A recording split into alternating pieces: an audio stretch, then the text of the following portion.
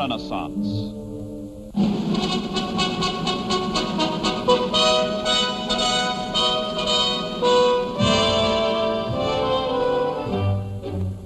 Hitler heads south to harden his pact of softening steel. From the Brenner Pass, which links Germany and Italy through the Alps, his official train races to Rome for a high meeting of state. The Fuhrer controls all Europe. But after 4 years of war, his Axis partner, Italy, has sunk to the status of a satellite.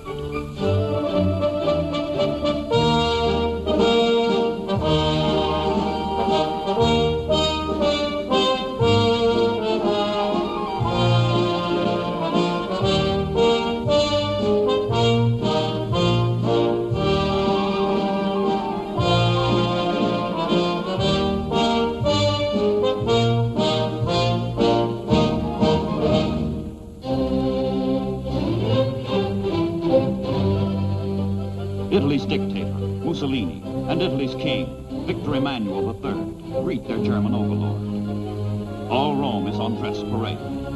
But behind the props of the black-shirted fascists, it is the brown-shirted Nazis who call the tune.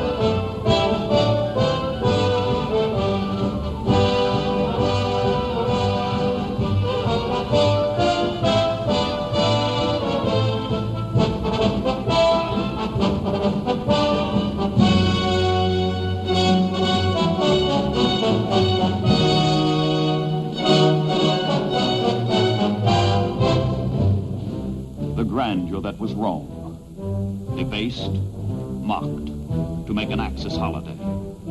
After 2 decades of dictatorship, Mussolini's regime still retains its outward flamboyance and flashes a gaudy front to the world. But the foundations of fascism are crumbling. Its days are numbered. This is the twilight of an era.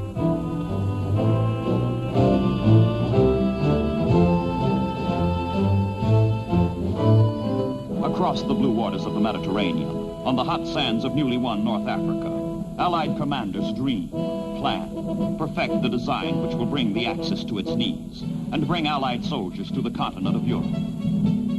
Sicily is the stepping stone. General Montgomery will command the British troops, General Patton the Americans. The greatest convoy yet organized, almost 3,000 ships and landing craft, from ports stretched all the way east to Suez, all the way west to Gibraltar, will deliver the punch on which hangs the fate of the Italian Empire.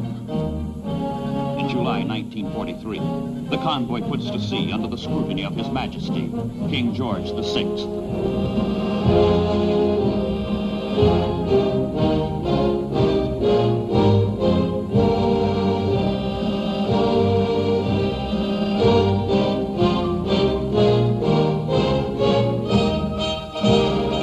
160,000 Allied soldiers move toward Sicily. No enemy action challenges the passage of the ships, but another and more awful hazard intervenes. In the path of the smooth-sailing convoy, a storm is making up. Unseasonable, unpredictable, threatening weather. It is too late to turn back. Land-loving troops sail into the tempest.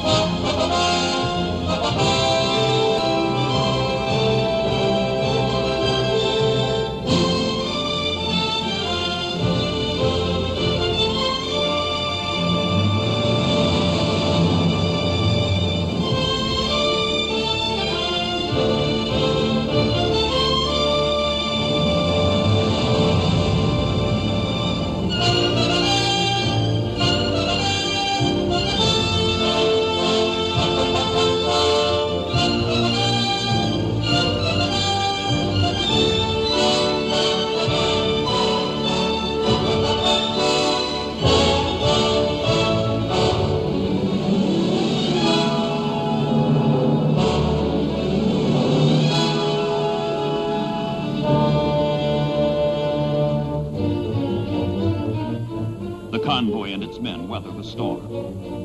Sicily, ancient fortress, forgotten kingdom, rugged island separated by a mere 2 to 12 mile strip of water from the Italian mainland. But it takes 6 weeks of vigorous fighting before Sicily falls, and the last prisoners from the broken ranks of the Axis call it quits.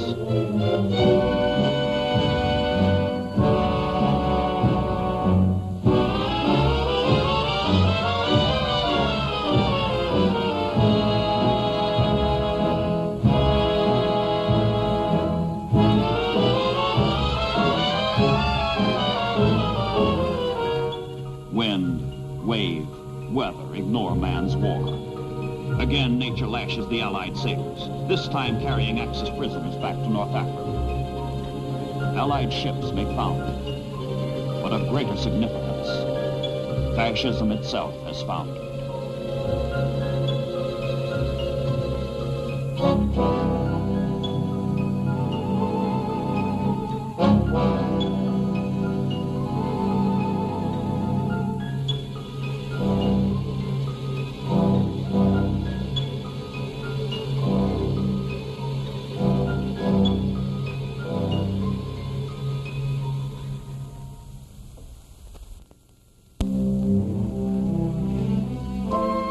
From Genoa, from Spezia, the Italian fleet sails to its demise, sails to the island of Malta, to surrender. The long, cruel naval battle for the Mediterranean is over.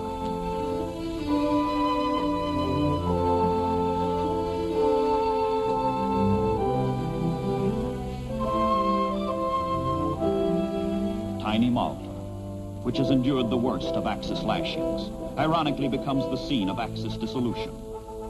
It is September 1943. Italy signs an armistice. Mussolini has fallen. His successor, Field Marshal Badoglio, brings Italy over to the Allied side.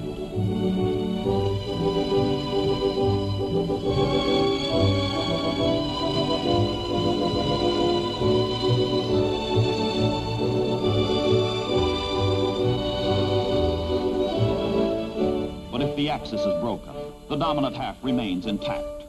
The Germans turn Italy into an occupied country. Mussolini and his fascists are now the slaves of Hitler and his Nazis. From France and from the Balkans, the Germans send fresh troops into their new province of Italy. Their high command has calculated correctly. The next Allied blow will fall in the Gulf of Salerno, 185 miles northeast of Sicily, on the Italian coast. The attack comes, and the Germans are waiting.